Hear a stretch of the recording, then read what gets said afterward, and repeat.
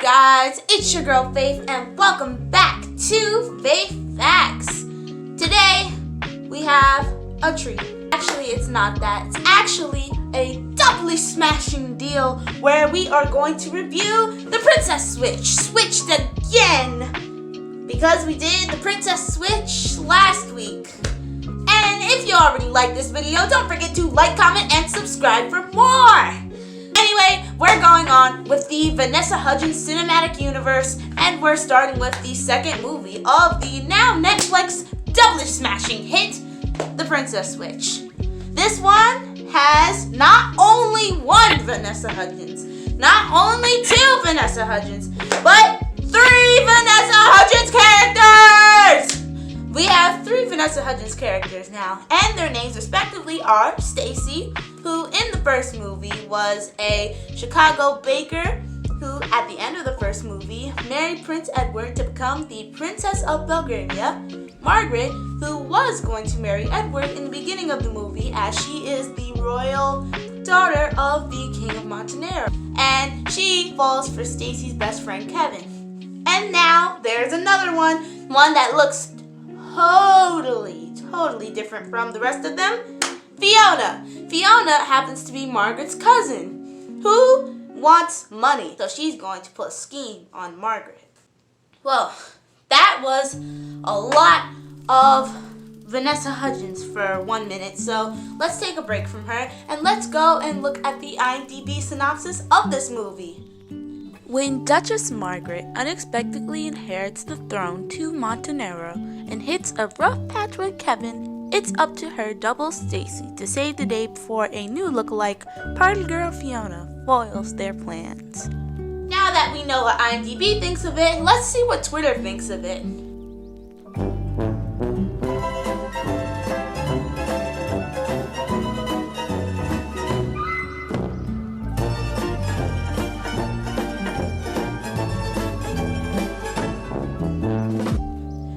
When I saw what the people on Twitter were saying, I was thinking, there's no way that these people are actually telling the truth, because I don't think anyone really likes those cheesy type of Christmas movies like that. Well, maybe it's me. It depends on which type of a Christmas movie it is that I like. But those Hallmark Christmas movies usually don't hit it for me. No, maybe Twitter thinks differently than I do.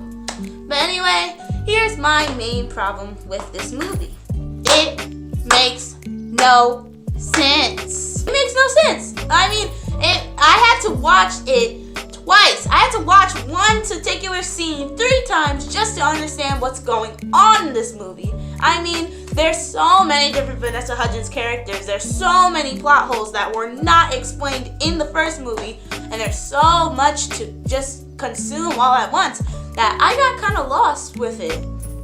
So let's try to decipher some of what happens. In the beginning of the movie, we start with Stacy and Edward. They're royalty in Belgravia. And meanwhile, Margaret is not royalty, as she gave it up in the first movie. But her and Kevin are no longer together. They broke up 6 months prior to when the second movie starts, which I always found confusing because they never tell us why they broke up, they never tell us how they broke up, and they never tell us what Margaret did after the breakup. So it's just like a whole bunch of plot holes just waiting around here. But no need to worry, because Kevin looks like he is doing terribly, as he now has a old man beard, midlife crisis beard, and only exclusively wears sweats. And now Margaret in this movie is set to become the leader of Montenegro, which is her home country, which makes absolutely no sense to me, because if I remember right, in the first movie, weren't her parents the leaders of Montenegro, and didn't they die? So didn't that mean one of her aunts or uncles was in charge? And if they were in charge, then wouldn't Fiona, who's Margaret's cousin, be getting some money from it since she is royalty? And who exactly was in charge? And why is Margaret next in line if she is not the closely related to whoever's in charge of Montenero. Well, anyway, I have a lot of questions on that. Those are some of them. But all you need to know is that the leader of Montenero died, and Margaret is supposed to become the leader. So she's supposed to be getting coronated on Christmas Day. Meanwhile, there's the new girl, Fiona, the bad person with an even stronger British accent than Margaret. And she's got blonde hair, and she's got a phone, and she's got black clothes, and she has an entourage with her. So she's cool, she's bad, she's everything. But the one thing she does have that the other people, Stacy and Margaret, don't, is greed. She's greedy. And her two goons, assistants, want more money because her inheritance from her uncle and aunt, or her mother and father, Margaret's uncle and aunt, is running low. And she wants money to go and retreat to the Bahamas and live a life on the beach. So her plan is to get Margaret and to switch places with her, posing as her for the coronation, so that Fiona could pose as Margaret and set aside a fat sack of money for Fiona, and then just switch back with Margaret again and go off to the Bahamas. It really wasn't a well thought out plan because they just chloroformed Margaret in what is definitely the most fake chloroform scene that I've ever seen in my entire life. Even the chloroform scene from Community looks more real than that. Like, she could have thought that out better. And more questions. What was Fiona gonna do with Margaret to keep her quiet about the switch? How would people not know that she stole money from the royal bank? And second of all, they've done the princess switch before. I'm pretty sure people would realize the difference between the real Margaret and not Margaret. And third, why did nobody ever say in the first movie that Margaret has a cousin that supposedly looks exactly like her? Plot holes, people, plot holes. Now we have Fiona. She's posing to be Margaret, but she has one fatal flaw in her plan. Margaret and Stacy had already switched that night that she tried to kidnap Margaret. So she actually kidnapped Stacy because Margaret is off on a beautiful date with Kevin so they can rekindle their relationship and live happily ever after, which they do. But once Margaret, the real Margaret, gets back to the castle, she realizes that Fiona, who is supposed to be Margaret, is not letting up the charade, and she's still pretending to be Margaret. And Fiona has the real Margaret kicked out of the palace and says that she is an imposter. So then people get really mad about everything, and then Kevin's daughter, Olivia, who we forgot to mention this time, says there's no way that's the real Margaret because she has a very close relationship with Margaret, and she knows Margaret would never do that to Stacy or to Margaret or to anybody, really. So now we're at this place where Fiona is like, I need to get my money now. And she goes off and she wants to get coronated on Christmas Eve instead of Christmas Day. So they get everybody there, and I forgot to mention, Fiona fires Margaret's assistant, nanny, mom, I don't know, she fires her. And other thing, there's a lot of plot lines going in this movie. There's one about, this is the one that I forgot to mention, but there's this guy named Antonio who really likes Margaret, and him and Margaret are getting close. And then when Fiona switches out with who she thinks is Margaret and pretends to be Margaret, Antonio devises a plan to help Fiona get the money because he also wants money. So I kind of got lost at this scene, but I believe that Antonio is supposed to be Edward's brother who didn't get any of the inheritance from their parents.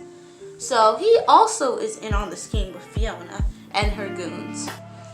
Well, anyway, just as any other holiday movie, Kevin and Margaret fall in love, but Kevin thinks that Margaret doesn't like him anymore because Fiona said, "I hate you, let's never date again."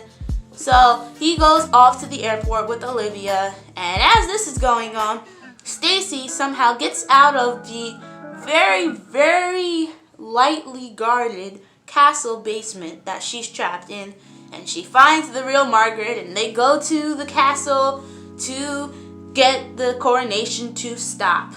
And of course they're there, and of course the priest is all of a sudden like, whoa, there's 3 of them? Which, same. But then they realize that there's one difference between Fiona, Stacy, and Margaret. Fiona has the tiniest tattoo on her finger. And nobody noticed that. Nobody noticed that. Because they aren't supposed to notice that. Because who looks at the side of someone's pinky finger? Who? On purpose. Who on purpose does that? Well, anyway, Fiona gets arrested. Antonio gets taken to the dungeon, which is harsh. And their goons also get arrested. And then Margaret realizes that Kevin is about to go back to the States without telling her anything. And she wants to go and tell him that she actually loves him and that there's no hard feelings in between them. So she goes there, and she gets there right when he's about to go onto the plane from the airport. And of course we get the classic love rom-com airline scene where they go, "I love you," and they go, "I love you too." And then because their whole story arc is to be spontaneous, there's a priest buying pretzels at the pretzel stand next to the airport boarding place. So they call the priest over and they arrange for him to marry them on site, holding up the whole entire airport just for them to get married. What? That would never happen in real life. I don't even think that happens in most of the holiday rom-coms where there is an airport scene. Like, they're wasting that priest's time. They don't even have marriage papers. Like, what? And well, anyway, they get married, and then the next day, Margaret has her coronation, and now she's the Queen of Montenero, and she's married to Kevin, and everything is great again. The end. Well, anyway, that was a really, really confusing movie. Like, I went through most of the scene by scene that I could go through, but I know I'm missing a lot of different places in the movie because there's just so much going on. It's just everyone is doing something at the same time, and it's just really hard to follow. So, for that, I give this movie a 7 out of 10. I know it's pretty high, but I really like the heart that's in it. The heart, the holiday heart, and the I love you because we're meant to be together thing. I don't know, that really warms my heart. And I also give props to Vanessa Hudgens for playing 3 different characters at once. That's gotta be really, really hard, so that gives this movie a lot of points. But some of its downfalls are that the plot is super out there. There's so many different plot lines going on at one time that it's hard to understand, and the editing is somewhat choppy because I don't really understand what day everything takes place on, like if it's on day 1 or day 2 or nighttime or daytime. And I really didn't like the setting. Just wasn't my style.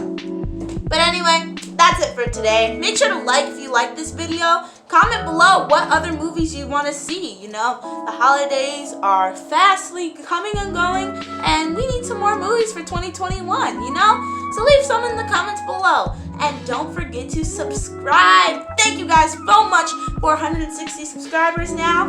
And we're on that road. We're on the road to 200. So make sure to subscribe and hit that notification bell for more. I love you for watching, and make sure to have a smashing day. Bye-bye.